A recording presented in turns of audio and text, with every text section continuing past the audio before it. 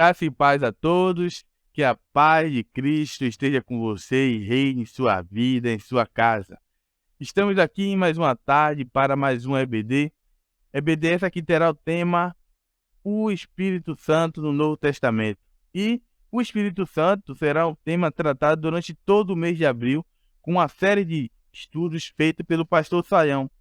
O pastor Sayão, que é um grande teólogo renomado no Brasil, em todo o Brasil, e que é pastor da Igreja Batista Nações Unidas, lá de São Paulo, que é uma parceira nossa e está sempre nos abençoando.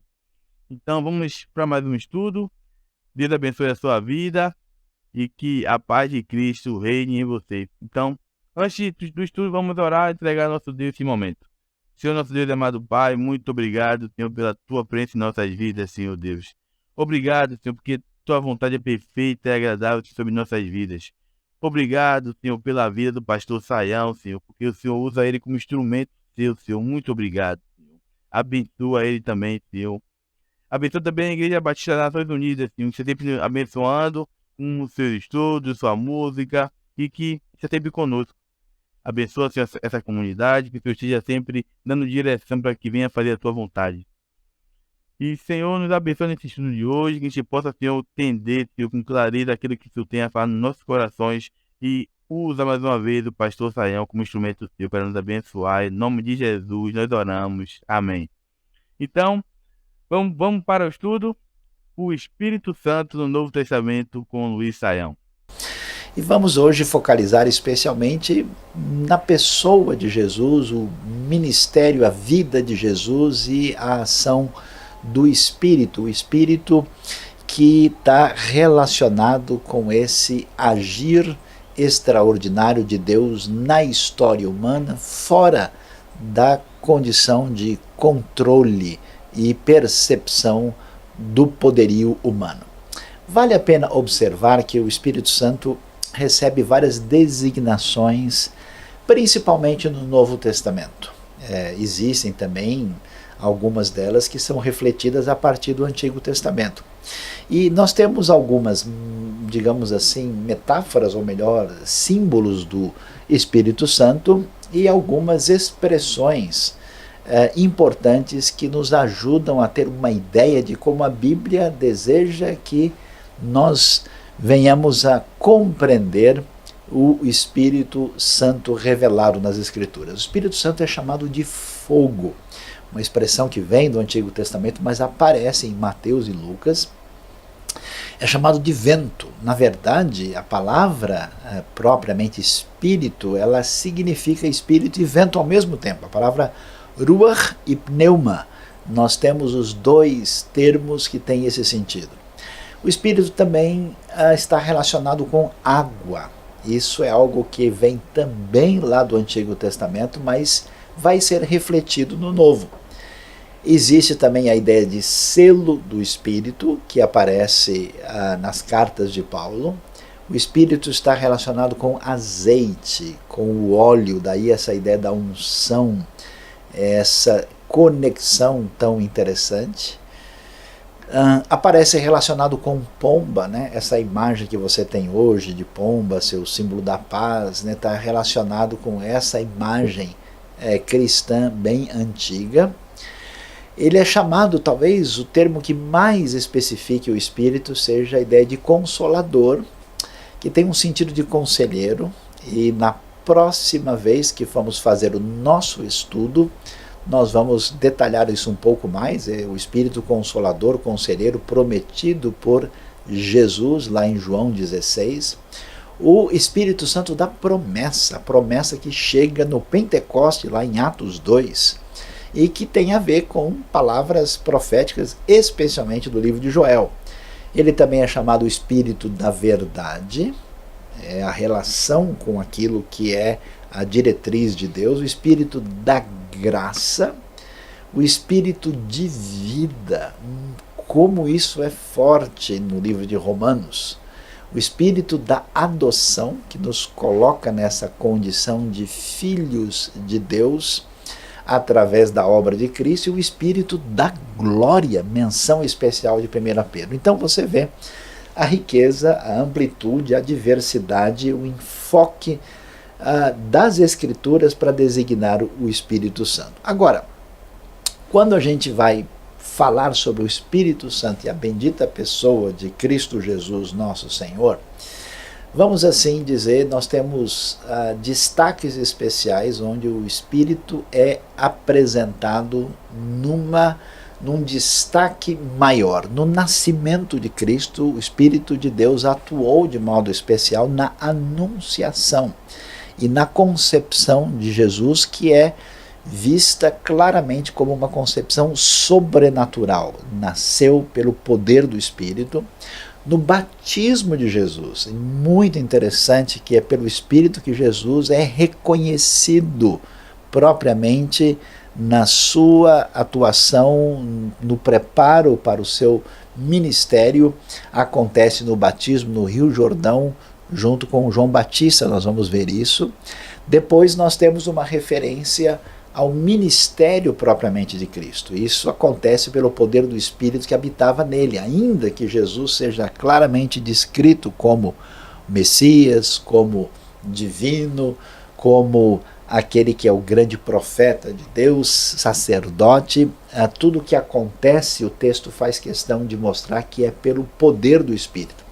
E a coisa mais assim, talvez destacada, que é a confirmação daquilo que realmente nós esperamos sobre Jesus, é a sua vitória sobre a morte, na ressurreição. E a Bíblia faz questão, particularmente Paulo em Romanos, de mostrar que o Espírito agiu com poder de vivificação na ressurreição de Cristo. Ou seja, se o Espírito que ressuscitou a Jesus dentre os mortos habita em vocês, essa é a frase de Paulo, então a nossa esperança na relação com Deus é completa, porque a vitória maior foi conquistada pela ressurreição de Jesus. Então, olhando para essa introdução, vamos aí ver a questão da encarnação e o batismo de Jesus. Veja quanta coisa interessante é destacada. Jesus é concebido por obra do Espírito, conforme o início de Mateus e Lucas mostram. Jesus não é um profeta mais, ele não é simplesmente um mestre, ele não é apenas um grande erudito da palavra divina que quer nos ensinar muitas coisas, é mais do que isso. João Batista, o precursor de Jesus, ele foi cheio do Espírito Santo desde o ventre. Então nós vamos ver como é importante para a nossa vida no meio dos seus percalços, dificuldades, como a situação que a gente enfrenta nos nossos dias. É interessante ver o poder do Espírito muito além da vontade humana. Isabel foi cheia do Espírito Santo, Isabel, que é a mãe ali de João Batista. Zacarias profetizou cheio do Espírito Santo, Lucas faz questão. Aliás, você deve estudar com atenção Lucas, especialmente no Evangelho e também em Atos. Um dos seus temas principais é o Espírito Santo. O nascimento do Messias, Simeão e Ana, quem é que revela a eles que o Messias chegou? Exatamente o Espírito. João Batista, quando nós já vamos ver mais de perto a questão do batismo de Jesus, ele vai profetizar que Jesus haveria de batizar no Espírito Santo, ou com o Espírito Santo. O Espírito desce em forma de pomba no batismo de Jesus, uma coisa interessante, especialmente significativa no texto de Lucas. O Espírito também conduz Jesus ao deserto para enfrentar a tentação, e João 3 deixa claro que Jesus recebe o Espírito sem medida. Então, observe bem que o início do que envolve tudo que está ligado à pessoa de Jesus, na encarnação e no batismo, é repleto de referência à ação e ao poder do Espírito. Até porque no Novo Testamento você vai ver que o destaque é muito acentuado. Nós temos o Novo Testamento muito menor do que o Antigo, mas com um número de ocorrências muito maior com referência ao Espírito Santo. Então veja só como a coisa está definida, e o sentido disso é perceptível, porque Parece que as coisas acontecem pelo poder da Babilônia, o poder dos gregos, o poder de Roma. Temos os protagonistas da história e quando ninguém está vendo de maneira invisível. A terceira pessoa da triunidade divina e da trindade, o Espírito de Deus, está agindo poderosamente para marcar os caminhos da história nesse agir divino fora do controle humano. Por isso a anunciação recebe um destaque. Leia comigo o texto de Lucas 1,35.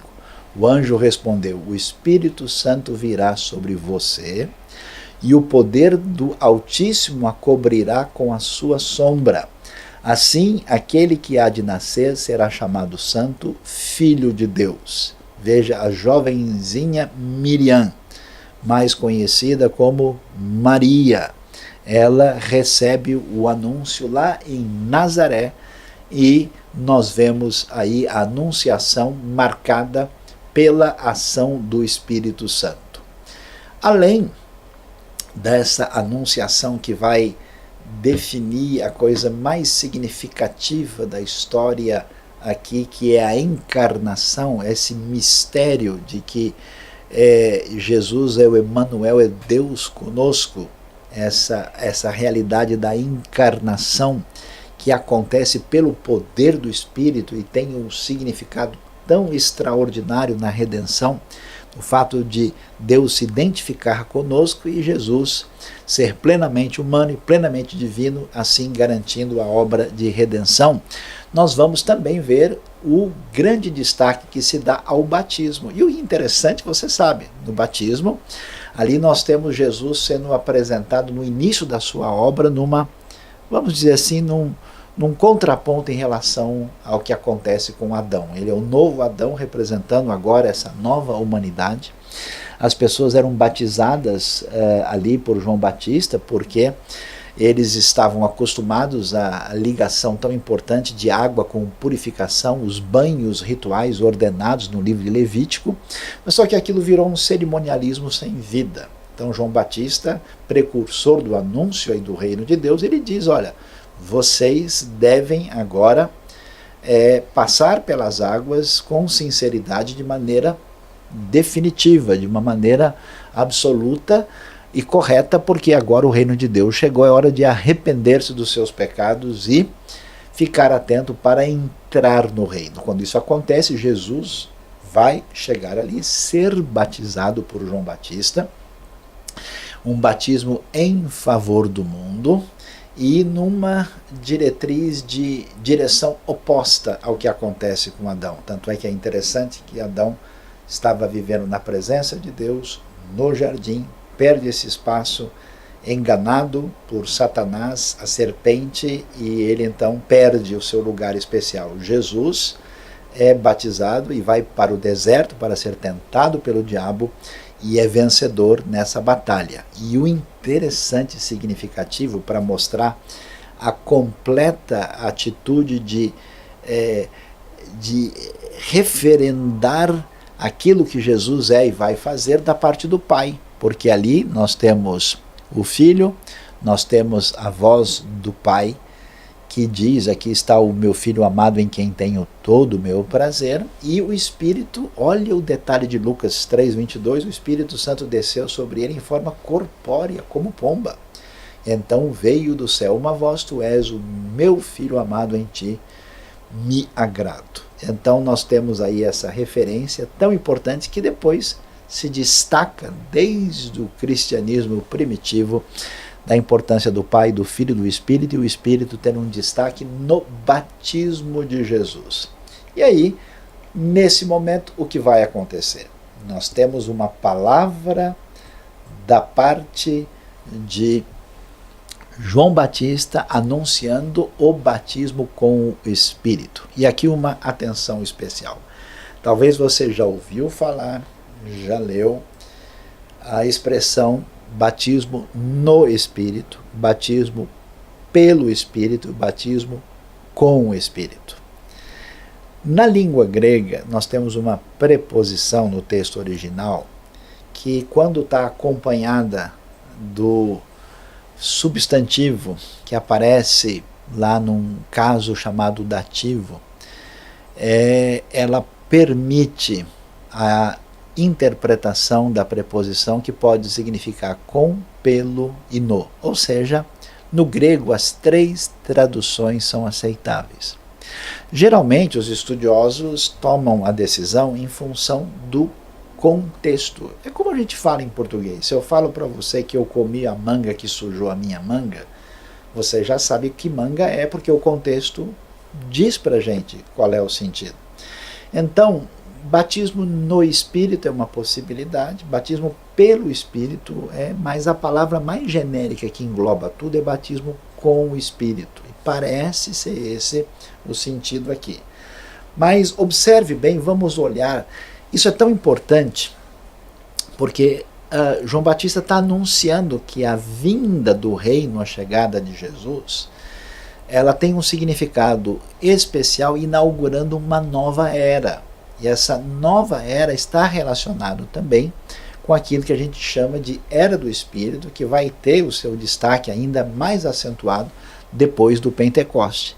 Olha o texto de Mateus 3,11. Eu lhes batizo com água para arrependimento, mas aquele que vem depois de mim é mais poderoso do que eu, referência a Jesus, cujas sandálias não sou digno de levar, ele os batizará, atenção, com Espírito Santo e com fogo. Vamos prestar atenção nessa palavra de Mateus. O texto paralelo de Marcos 1,8 diz também, eu os tenho batizado com água, ele porém os batizará com o Espírito Santo. E depois, em Lucas e em João, é bom ver os 4 textos para ver que os evangelhos nem sempre têm os mesmos textos paralelos. Aqui, todos os chamados 3 sinóticos, o evangelho de João, todos os 4 têm, devido à importância do tema. Em Lucas 3,16, eu na verdade os batizo com água, mas vem o que é mais poderoso do que eu, do qual não sou digno de desatar-lhe as correias da sandália, ele vos batizará com o Espírito Santo e com fogo. E também em João 1,23 aparece também aquele, porém, que me enviou a batizar com água, me disse aquele sobre quem vires descer e pousar o Espírito, esse é o que batiza com o Espírito Santo. Então veja bem, particularmente Mateus e Lucas são importantes aqui. Por quê? Porque ele apresenta a ideia do batismo com o Espírito e com fogo. À primeira vista você pode pensar, puxa, mas se água aqui tem a ver com purificação, acho que fogo também tem a ver. Será que é o caso? Não é exatamente esse significado. Lá adiante, em Atos 2, o fogo vai ter outro sentido. Aqui, a ideia, você pode até ler o texto na sequência, ler Mateus na sequência, Jesus vai dizer que ele está separando o trigo da palha e que aquilo que não é aprovado como um trigo, depois é queimado num fogo que não tem fim, que é inextinguível. O que significa isso? Que nessa chamada de arrependimento, pessoal, agora é muito sério. O rei chegou, o Messias chegou.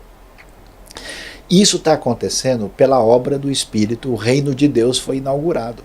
Portanto, é necessário que o pessoal não pense mais nesse tipo de religiosidade mecânica e sem vida, e que agora preste atenção que é hora de tomar a decisão. Ou você recebe a mensagem, as boas novas do reino, entra no reino, e isso significa entrar nesse batismo com o Espírito, ou você vai estar numa situação daquilo que não é trigo, mas que é palha, e que tem a ver com o juízo divino. Então é uma ideia de separação. Fogo aqui é símbolo de juízo, e o Espírito tem a ver com a realidade daquilo que é a inauguração do reino de Deus. Por isso, todo mundo que entra na vida com Deus em Cristo só pode fazê-lo por meio do Espírito. Na próxima aula do nosso estudo nós vamos ver isso com mais atenção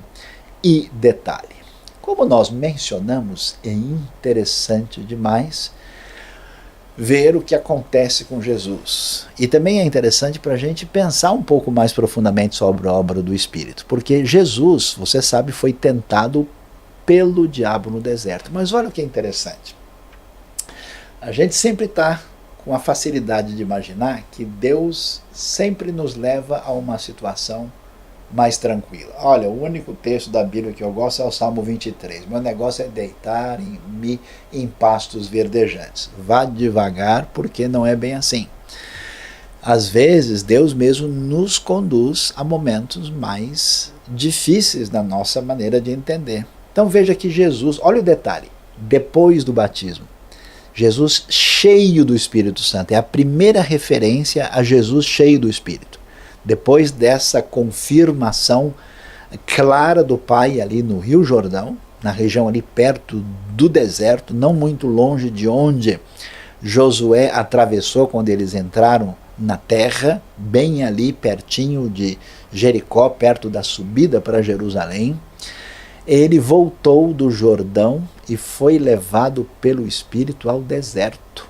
Pela primeira vez ele aparece cheio do Espírito e vai para o deserto, onde durante 40 dias foi tentado pelo diabo, não comeu nada durante esses dias e ao fim deles teve fome. Ou seja, Jesus passa por todas as provas que tem a ver com o início do seu ministério, ele vai no poder do Espírito, ele, vamos dizer, ao contrário de Adão, ele é vencedor e passa por toda a tentação e se coloca exatamente sob a direção de Deus para executar a obra que o Pai tinha lhe dado. E aí nós vamos observar como a tentação ela é um caminho que é propiciado pela ação do Espírito, como muitas vezes tem paralelo na experiência do povo de Deus também. Assim, Jesus vai começar o seu ministério. E esse ministério destacado tem tanta coisa para dizer, mas veja que o destaque está, mais uma vez, na direção do Espírito. Terminando isso, lembre-se, Jesus estava onde? Ele nasceu em Belém. Ele foi criado em Nazaré, região ali da Galileia, não ainda tão pertinho do mar da Galileia.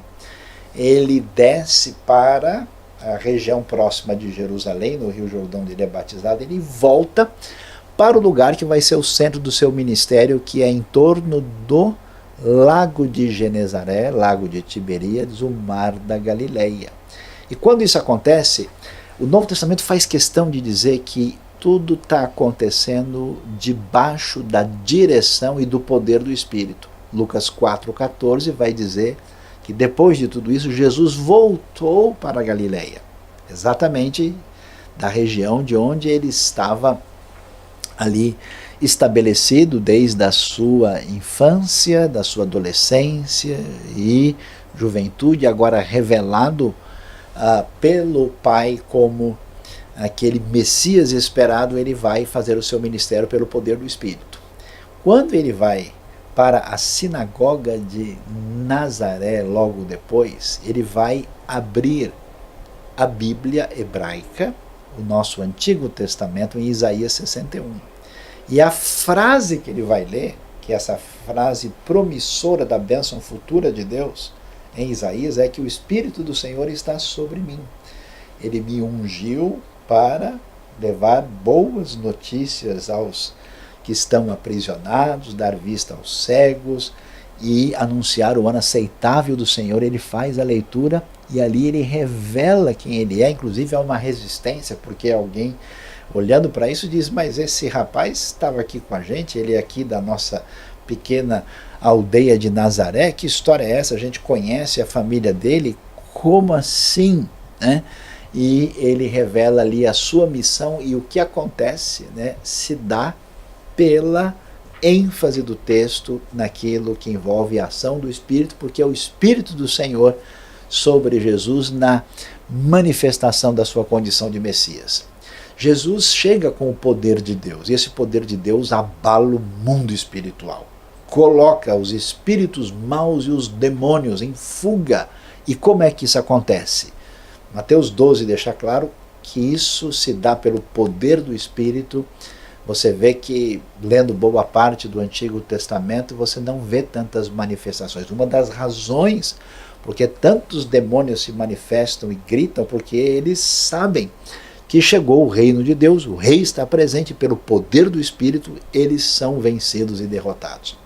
Jesus é apresentado como ungido de Deus com o Espírito para não só fazer o bem, conforme Atos 10, 38, na pregação de Pedro lá em Cesareia diante de Cornélio, mas Deus ungiu para fazer o bem e desfazer as obras do diabo, e ele apresentou-se curando muitas pessoas, suas curas pelo poder do Espírito.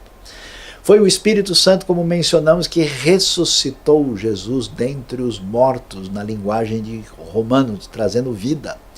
Foi pelo Espírito, segundo a teologia do livro de Hebreus, que quando Jesus se oferece como sacrifício perfeito, sem mácula, Hebreus faz questão de enfatizar isso, foi pelo Espírito. Olha que coisa interessante.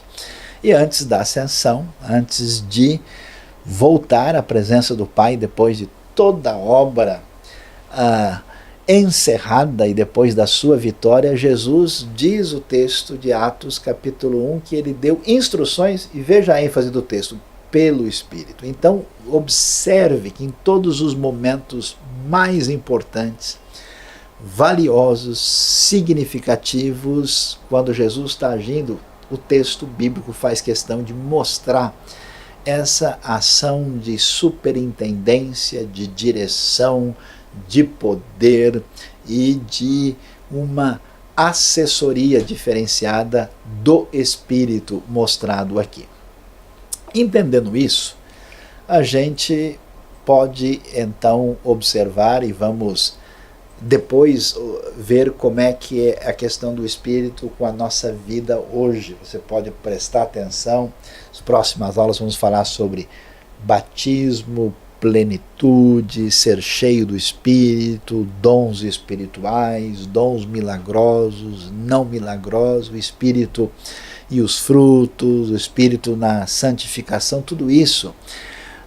Mas nós chegamos a uma questão mais séria e complicada e difícil, que certamente mexe com a cabeça da gente.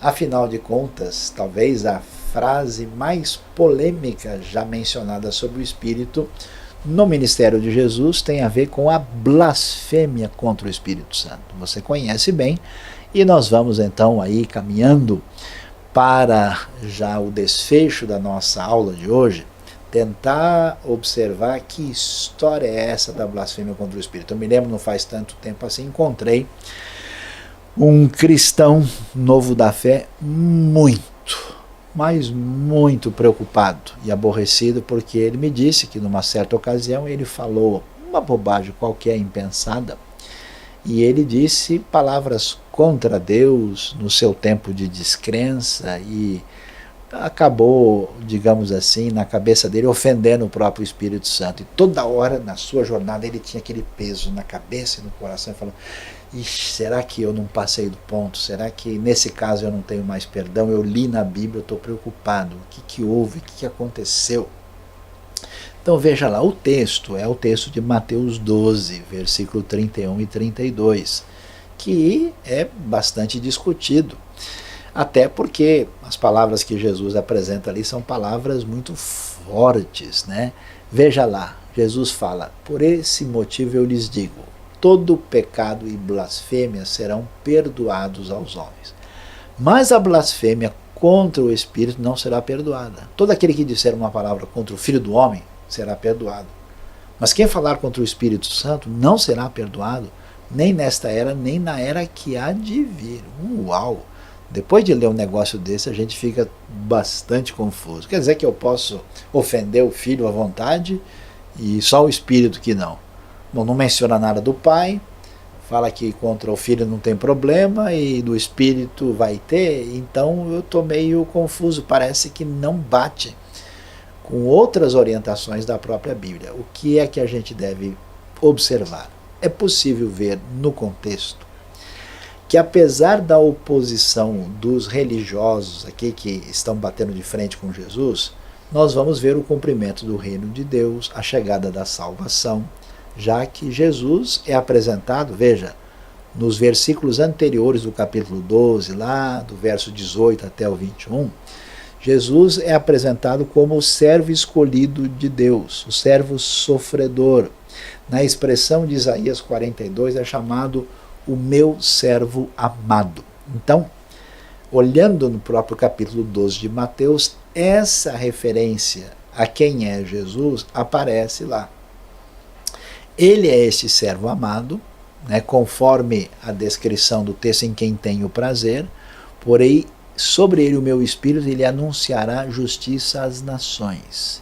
Quer dizer que o texto confirma que estamos diante do Messias, do Salvador esperado. Então, primeira coisa para poder pensar e refletir sobre o texto.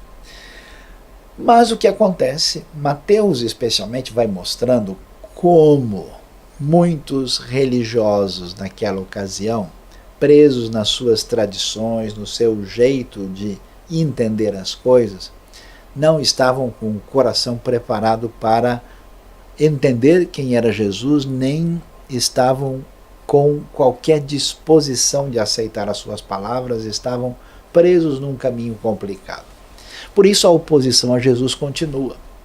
E apesar de Jesus já ter mostrado poder, porque Jesus há pouco tinha curado o homem da mão atrofiada. O que nós vemos lá? Depois, logo em seguida, Jesus cura um endemoniado, cego e mudo. E o povo em volta ficou assim admiradíssimo, ficou atônito, por demais impressionado. Bom, quando a gente vê isso, se você é honesto e sincero de uma situação dessa, você no mínimo vai parar para observar, para fazer algumas perguntas, para checar a informação. E assim que a gente observa se as pessoas estão agindo com sinceridade ou não. Se elas estão dispostas a conversar, a refletir, ou se elas se fecharam em si mesmas. Eles fizeram isso. Diante dessa manifestação do poder de Deus, alguns fariseus acusam Jesus de fazer o que ele fez. Curou o homem da mão atrofiada. Ele curou o endemoniado que estava cego e mudo. Eles acusam que Jesus está fazendo isso pelo poder de Belzebu, que é um nome que faz referência a Satanás, ao diabo. A acusação é séria demais. Você imagina só, Jesus está lá encantando as multidões, as pessoas estão ali trazendo os seus enfermos sofridos, pessoas dominadas por espíritos maus, eles são curados. E depois chega alguém e fala, né, assim, num contexto, isso aí é coisa do diabo.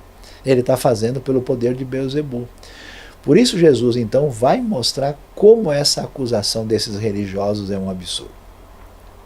Até Jesus diz, escuta, mas como assim? Se esse pessoal está dominado pelos demônios e eu estou libertando eles dos demônios, que história é essa? Vocês não estão vendo que isso não tem o mínimo de lógica e bom senso? Como é que pode Belzebu, Satanás, lutar contra Satanás? Não era possível que isso fosse verdade. Portanto, diante dessa rejeição aqui extrema, a palavra de Cristo é muito dura. Ele diz, quem não está comigo está contra mim, e aquele que comigo não ajunta espalha. Está vendo? Essa questão lembra da gente do batismo com o Espírito e o batismo com fogo. Ou você está com Cristo, ou você está numa oposição a Cristo. Ou você ajunta ou você espalha. Nesse momento em que a verdade de Deus é revelada, é hora da decisão. João Batista faz esse chamado. Pessoal, o reino chegou. Ou vocês mudam de vida e se acertam, e se voltam para Deus e recebem aí a sua salvação, ou vocês continuam no seu caminho equivocado. E aí a gente vai ver o que é que a Bíblia vai nos informar. O texto vem mais forte. E aí sim, todo pecado e blasfêmia de Jesus serão perdoados aos homens, mas a blasfêmia contra o Espírito Santo não será perdoada. Por que Jesus diz isso? Ele não diz fora do contexto, não diz do nada, diz nesse cenário de rejeição do que aconteceu. Por quê? Porque o que Jesus está fazendo é através, como nós vimos aqui, do poder do Espírito. Então, Jesus faz uma referência direta o que aqueles fariseus tinham acabado de cometer, que aí sim seria um ato de blasfêmia. É muito importante olhar direitinho o contexto para poder entender. Prosseguindo aqui na confrontação dessa oposição, Jesus vai trazer mais ensinamentos. E aí a gente pergunta, então, o que é a blasfêmia contra o Espírito, diante do que a gente descobriu no contexto. Será que eu, você, qualquer pessoa, devo ficar assustado pensando, se em algum momento eu falei uma bobagem qualquer contra Deus? E se eu falei sem querer uma coisa impensada contra o Espírito Santo, e agora? Agora não tem mais o que fazer, agora já foi. Será que eu estou condenado para sempre por causa disso? Com certeza não é o que o texto está dizendo. Então, se você está aflito, se você achou que alguma coisa aconteceu e que não tem chance para você, não é o caso. Em nenhum lugar aqui a gente vai ter essa compreensão lendo o texto. E também, se for assim, imagina só, quer dizer que qualquer pessoa que sai falando qualquer coisa e fazendo qualquer coisa e fala que foi pelo Espírito, essa pessoa está fora de crítica? A gente não pode questionar? A Bíblia mesmo não diz para a gente tomar cuidado com o falso profeta, com quem está enganando, e diz que vai haver inclusive sinais de falsos cristos enganadores. Então, não é que o seu bom senso e a sua crítica devem ser tirados, não, eles são saudáveis. Não é o caso, né? A gente vai ver que em nenhum lugar o texto está criticando uma atitude de discernimento diante de algo que se apresenta como milagroso. Não é errado testar profetas e avaliar qualquer um que se apresente como milagreiro, a partir dos critérios da própria palavra de Deus. Nem tudo aquilo que se apresenta como um milagre vem de Deus. É preciso tomar cuidado. Tem coisa que não é verdadeira, que é falso, que é imitação. Tem coisa que é de Deus e tem coisa que vem até do mal. Então é preciso tomar cuidado. Então, entendendo o que está acontecendo, a gente vai ver que esses fariseus, depois de ver o milagre de Jesus, dizem que aquilo que aconteceu pelo poder do Espírito veio de Beelzebul. Quando eles fazem isso, eles rejeitam, atenção, a comprovação de que Jesus é o Messias com seus milagres extraordinários que foram feitos pelo poder do Espírito. Quer dizer, tudo que o Espírito fez para comprovar a grande obra de Deus é rejeitado e questionado. O que a gente entende então? O que a gente conclui na Escritura?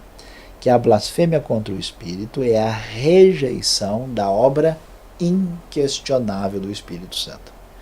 Se Jesus, pelo poder do Espírito, como o Messias Emanuel, faz aquilo diante de todos, inclusive em alguns casos fez até ressurreição de mortos, e a pessoa fecha o coração e ainda o agride, ofende, a pergunta é: o que mais pode ser feito com uma pessoa dessa?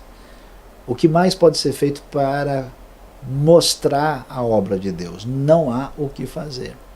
O que pode se entender do que o Novo Testamento nos ensina é que essa resistência permanente ao testemunho do Espírito sobre quem é Jesus é o que provoca o endurecimento do coração, fazendo da pessoa alguém que não tem mais perdão nem salvação, porque rejeitou plenamente o presente de Deus. Essa blasfêmia é um caminho sem volta na Bíblia, pois não há mais nada que se possa fazer em favor de uma pessoa que viu o Messias em carne, pelo poder do Espírito, fazer milagres irrefutáveis da parte de Deus. É possível que a resistência permanente a essa obra do Espírito no coração de alguém ainda provoque o pecado da blasfêmia mencionado aqui no Novo Testamento. Por isso, meu querido, muito importante na nossa vida, na vida cristã e na diretriz do Novo Testamento, nós vemos a grande relevância da ação do Espírito, da importância do Espírito na nossa vida. Eu convido você a ler com mais atenção nesta semana os textos do Novo Testamento que foram apresentados, a estudar um pouco mais sobre o poder e a importância do Espírito no ministério de Jesus. E a nossa oração é que Deus abençoe a todos nós pelo seu Espírito, para que no aprendizado da palavra de Deus e cultivando uma espiritualidade bíblica e saudável, a nossa vida seja abençoada. Muito obrigado a todos, que Deus abençoe. Muito bom. Estudo maravilhoso do nosso pastor Saião, e já fica o convite para a próxima semana a gente continuar esse estudo sobre o Espírito Santo. Então, Deus abençoe a sua vida. Lembrando que logo após essa mensagem, esse vídeo, vai aí continuar para nossa celebração que começa às 18 horas. Então, você que está em casa, fique conosco. E você que está de forma online, mas que é da Redondeza, é aqui de Salvador, de Paripe, venha nos visitar. Igreja Batista Pérola dos Mares, Rua Castro Alves 228, e estaremos presencialmente às 18 horas na nossa sede para a nossa celebração. Então, Deus abençoe a sua vida.